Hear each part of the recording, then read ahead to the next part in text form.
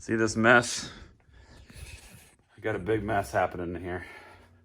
So, I have now swapped one drive in this. This one here, all right? All these are 4 terabytes, except this one right here. That one there is a 10 terabyte drive. We're going to 10 terabyte drives now.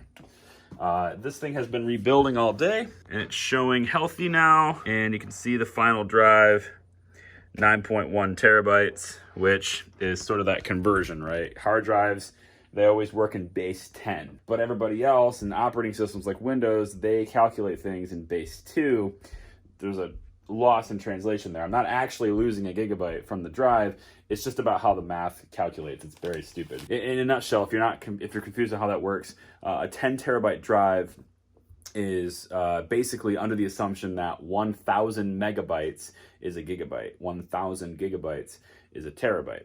But a base 2 system and normal operating systems say that 1,024 gigabytes is a terabyte.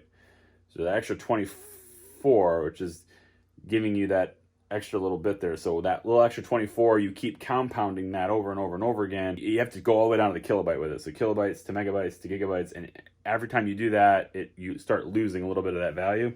So you end up with, like, I think it's something like 9.35 or something. I don't know, it's a weird number. Anyway, so down here, we have this drive. This one, it's hard to do with one hand. This drive here is, if I can get it unlocked, there we go. Another 10 terabyte. Oh yeah. I'm getting pretty good deals on these. I'm buying them on eBay. No, not everybody's a big fan of eBay necessarily, but I'm buying them on eBay. And so far I have an average cost of $200 per drive. I've purchased 4 drives, so I got about $800 investment in this already. And how this works with RAID 5, right? You can see I'm 95% full. That's why I'm trying to get this done. How this works with RAID 5, if you're here's a crash course on how the different RAIDs work. So all of these drives are acting as a single drive, right? When I look at it on my computer to transfer, all 8 of these drives show up as a single drive, okay? A single volume. In RAID 5, there's redundancy built into it. So I can lose a drive. I can have one drive go bad and not lose any data. I do that by having, in this case, the other 7 drives have, basically every drive has parity information applied to that drive that covers the other drives in the bay. So if I lose one drive, there's partial information on the other 7 drives. That's the equivalent of all the data on that 8th drive. It can fill in the gaps. It can repair the volume and fill in all that gaps and start a new hard drive with it. So what I'm gonna do here is, since all these are done, this was a 10 terabyte, I'm gonna take this one out now and put the 10 in there. The volume is gonna say, whoa, whoa, whoa, we got a problem. This is blank, where's my data? And it's gonna run a repair, and it's gonna take the data that's in parity from these other drives to fill in the gaps on this one. It pops it in there, and now a 10 terabyte drive will be in there with all the same data, and I don't lose any data. Now the downside of this is that I actually don't get any extra capacity. You'll notice that my total capacity is still pretty low, considering one drive is 10 terabytes, right? If we scroll down here, right? One is 9,300 gigabytes, right? Considering that one of these is 9,300 gigabytes, you'd think that we'd have more than that. But RAID 5 also works by having the lowest drive be the same capacity for everything else. So if you have, for example, a 4 bay RAID, and you have a 6 terabyte hard drive, a 4 terabyte hard drive, a 2 terabyte hard drive, and a 3 terabyte hard drive. I'm just putting out numbers, right? The lowest numbered drive is what everybody gets. So in that case, you actually are acting like you have 4 2 terabyte drives.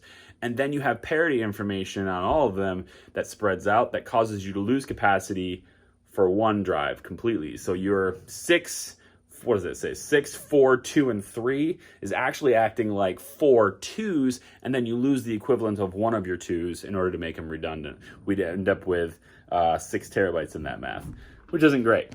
So basically what I'm saying is, I know, as confusing as this is, that 10 terabyte is actually acting like a 4 because the rest of these are 4. And whatever the lowest volume of the drives are, that's what the whole thing is acting like. So this will be a 10. I'm going to put a 10 in here, but that 10 is still only going to be usable for 4. And same thing here, 10, 10, 10, 10, 10. Even when I have this many 10s, they're all still going to be only usable for 4 because this one will be a 4. It isn't until I make this one a 10 and they fill the gaps in that I unlock 10 for everything. So basically, in order to actually get an expanded storage on that, I have to buy all 8 drives and fill them up with the same size. That's how RAID 5 works. But it's going to be nice. It's a thing over time, right? Now, of course, the reason why I explained this in the last video. The reason why I bought 4 of these already. I'm replacing 4 of them now, even though I don't get more storage, is so that I can use the 4 drives that are in there in this unit, that high point unit, right? So that I can have that Thunderbolt hooked up to my computer and actually start editing again. I want to use those physical drives in that unit. That's the only reason to do that. But I am going to buy 4 more, of course, expand my storage, and everything will be good that way. So anyway, that's what we've got going on here. And then this 10 terabyte now is going to get put into that drive right now. So this is a Synology NAS, right? This is my 8 bay.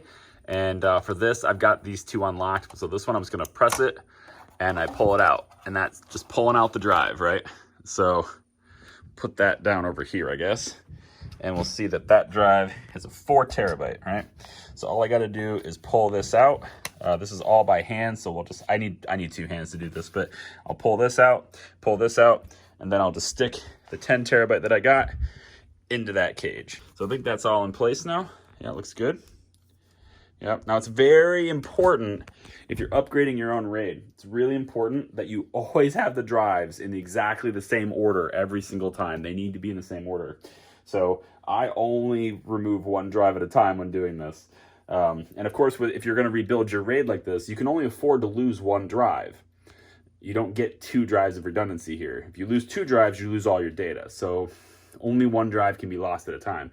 And therefore, when you're upgrading a RAID like this, you can only do 1 of these. Have to let the system rebuild it entirely. And once the system rebuilds it entirely, then you replace the next drive. Okay, get in there, go in, close it down. So they're all back in there. And then turn it back on. So once that thing is booted up, we'll get back into the interface here and I'll be able to see that it's a degraded volume. I'll call it a degraded volume. And then we'll simply tell it to repair the degraded volume and this thing will get to work. And by the time I wake up in the morning, I'll have everything ready to go. Now let's just simply have to do this 6 more times. At least I had to do it at least 2 more times before I could start editing again. But unless I want to lose data, and I don't. But I need to do it 6 more times if I want to have like actually expanded volume storage. All right, it's booting up. It's got a beep going on there, and I got to figure out why it's beeping. It just says its volume is degraded or crashed. So just turn the beep off so it doesn't beep at me anymore. And then we'll look up here and we'll see the storage pool is degraded. All right, so what we want to do with that is we're going to go over to the storage pool and we see that the volume is degraded and we have 1 drive need to be repaired, right? And that's basically telling me because we got drive 1, 2, 3, 4, 5, 6, and 8 now are connected. So we just need to get 7 online. So we're just going to go down to action, hit repair, and we're going to tell it to go ahead and repair it in drive 7. It's got the same capacity as the other one. Hit next and go. And that is all that needs to happen. We're just going to repair that up and hit apply. Now that process takes several hours to complete, but again, this is the kind of stuff that you have to do with a Synology NAS. If you're RAID 5 anyway, this is the kind of stuff that we do. Now, I did this beforehand, but one thing you really want to do also is do some data scrubbing just to check. Before you upgrade any of your drives, you want to do a data scrub to check if the parity information on all the drives is consistent and accurate. That way, you know that the entire volume is totally healthy before you upgrade your drives.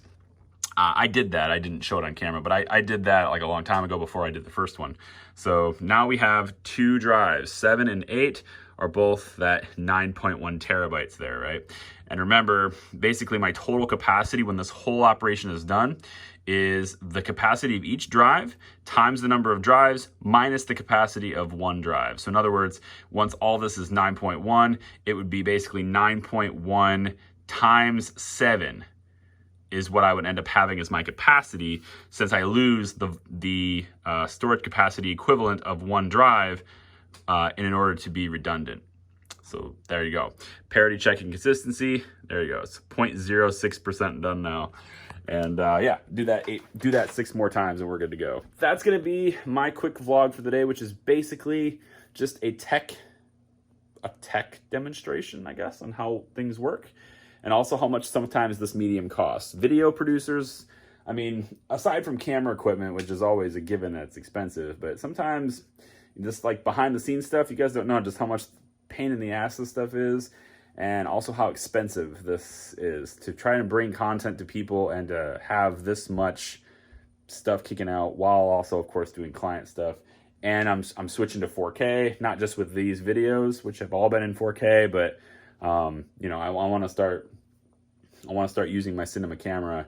I want to start actually creating things that matter to me. You know, I want to start creating content that takes some sort of creativity and takes some time. And I don't know, like I got this yearning for something creative, something that actually takes the talents that I have and uses them instead of just recording gameplay. You know, like I don't want to say that I'm bored of recording gameplay, but ever since I stopped making big creative things for clients, I felt like there's this gap, this hole that's eating at me. Like I gotta create something different. So this is step 1 in that process, is making sure that I have the storage to handle such an endeavor. And then the couple of projects that I have planned are gonna take advantage of all the stuff I know how to do. And I might even go into explaining how I do a lot of things too, and give you guys some tutorials on some of this stuff. I'm gonna go to bed now. Thank you very much for watching. I appreciate it. We'll see you next time. Bye.